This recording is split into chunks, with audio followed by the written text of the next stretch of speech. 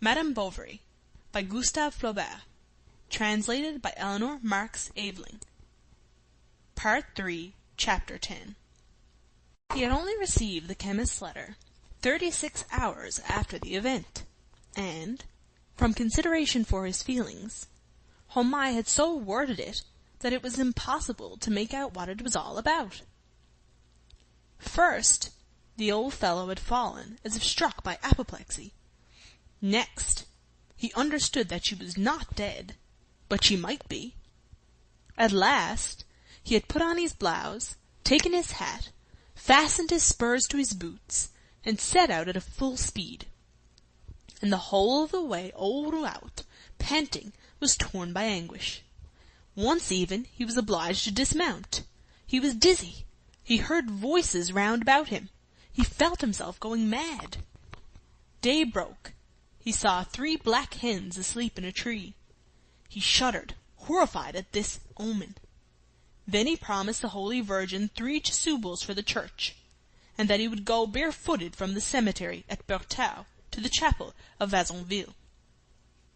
He entered Maromme, shouting for the people of the inn, burst open the door with a thrust of his shoulder, made for a sack of oats, emptied a bottle of sweet cider into the manger, and again mounted his nag, whose feet struck fire as it dashed along. He said to himself that no doubt they would save her. The doctors would discover some remedy surely. He remembered all the miraculous cures he had been told about. Then she appeared to him dead. She was there, before his eyes, lying on her back in the middle of the road. He reined up, and the hallucination disappeared. At Quincampoix, to give himself heart, he drank 3 cups of coffee, one after the other. He fancied they had made a mistake in the name and writing. He looked for the letter in his pocket, felt it there, but did not dare to open it. At last he began to think it was all a joke, someone's spite, the jest of some wag, and besides, if she were dead, one would have known it. But no, there was nothing extraordinary about the country. The sky was blue, the trees swayed, a flock of sheep passed. He saw the village. He was seen coming, bending forward upon his horse, belabouring it with great blows, the girths dripping with blood. When he had recovered consciousness, he fell, weeping, into Bovary's arms. "My girl, Emma, my child, tell me." The other replied, sobbing, I don't know, it's a curse." The druggist separated them. "These horrible details are useless. I will tell this gentleman all about it. Here are the people coming. Dignity, come now, philosophy." The poor fellow tried to show himself brave, and repeated several times, "Yes, courage." "Oh," cried the old man, "so I will have, by God. I'll go along her to the end." The bell began tolling. All was ready. They had to start. And seated in the stall of the choir, side by side, they saw pass and repass in front of them continually the 3 chanting choristers. The serpent player was blowing with all his might. Monsieur Bournisien, in full vestments, was singing in a shrill voice. He bowed before the tabernacle, raising his hands, stretched out his arms. Lestiboudois went about the church with his whalebone stick. The bier stood near the lectern, between 4 rows of candles. Charles felt inclined to get up and put them out. Yet he tried to stir himself to a feeling of devotion, to throw himself into the hope of a future life in which he should see her again. He imagined to himself that she had gone on a long journey, far away for a long time. But when he thought of her lying there, and that all was over, that they would lay her in the earth, he was seized with a fierce, gloomy, despairful rage. At times he thought he felt nothing more, and he enjoyed this lull in his pain. Whilst at the same time he reproached himself for being a wretch. The sharp noise of an iron-ferruled stick was heard on the stones, striking them at irregular intervals. It came from the end of the church, and stopped short at the lower aisles. A man in a coarse brown jacket knelt down painfully. It was Hippolyte, the stable boy at the Lion d'Or. He had put on his new leg. One of the choristers went round the nave making a collection, and the coppers chinked one after the other on the silver plate.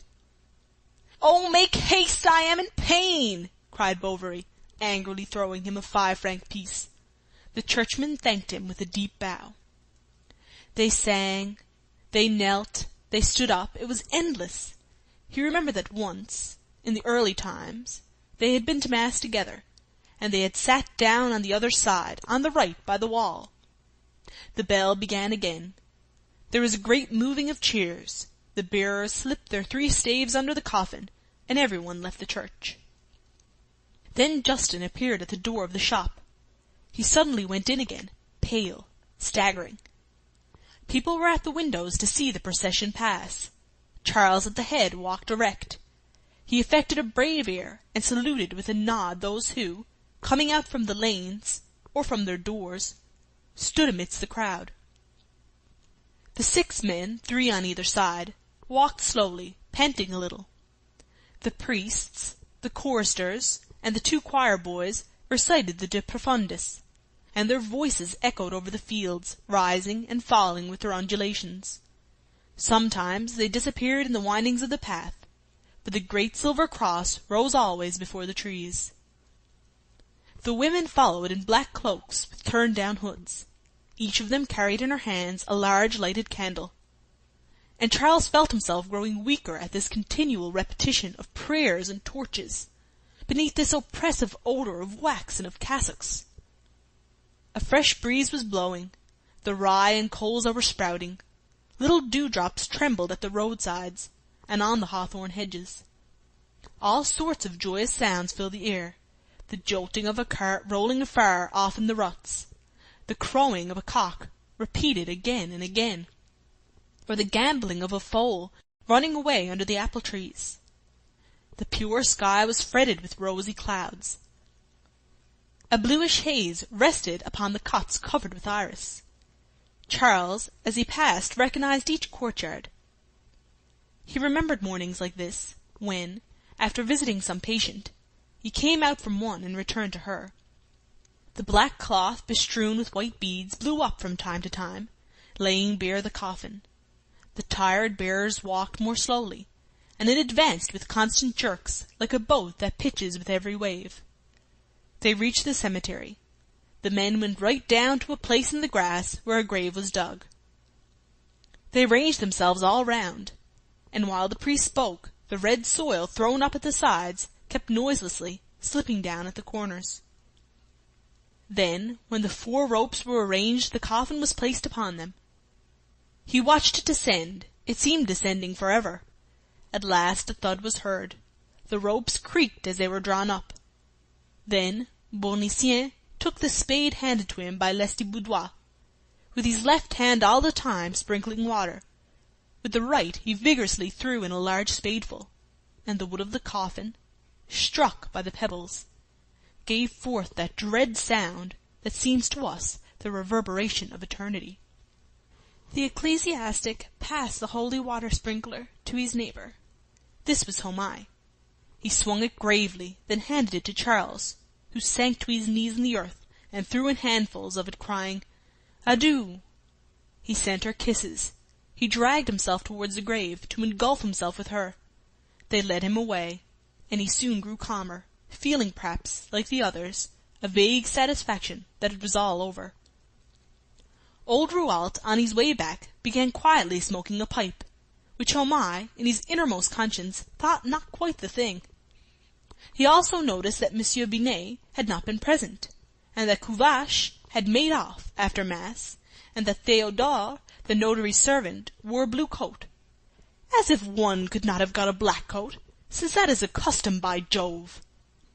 And to share his observations with others, he went from group to group.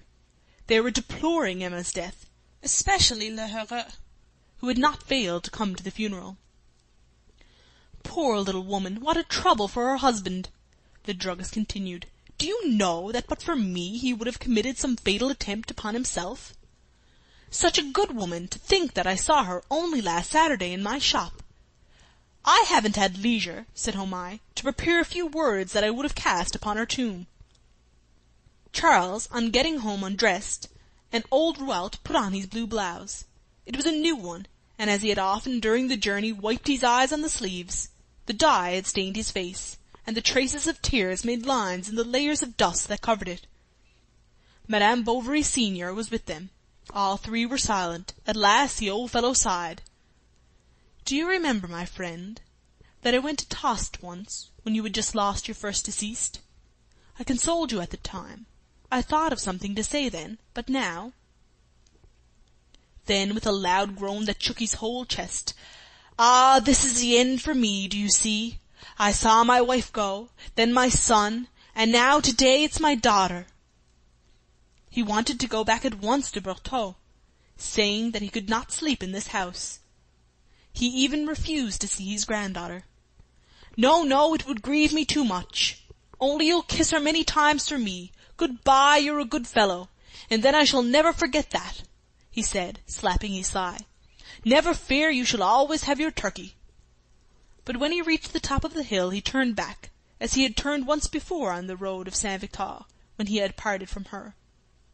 The windows of the village were all on fire beneath the slanting rays of the sun sinking behind the field. He put his hand over his eyes and saw on the horizon an enclosure of walls, where trees here and there formed black clusters between white stones. Then he went on his way at a gentle trot, for his nag had gone lame. Despite their fatigue, Charles and his mother stayed very long that evening, talking together. They spoke of the days of the past and of the future. She would come to live at Yonville. She would keep house for him. They would never part again. She was ingenious and caressing, rejoicing in her heart at gaining once more an affection that had wandered from her for so many years. Midnight struck. The village, as usual, was silent, and Charles, awake, thought always of her. Rodolphe, who, to distract himself, had been rambling about the wood all day, was sleeping quietly in his chateau, and Léon, down yonder, always slept. There was another who at that hour was not asleep. On the grave between the pine trees a child was on his knees weeping, and his heart, rent by sobs, was beating in the shadow beneath the load of an immense regret, sweeter than the moon and fathomless as the night. The gate suddenly grated. It was Lestiboudois. He came to fetch his spade, that he had forgotten. He recognized Justin climbing over the wall, and at last knew who was the culprit who stole these potatoes. End of Part 3, Chapter 10. Recording by Laurie Hemp.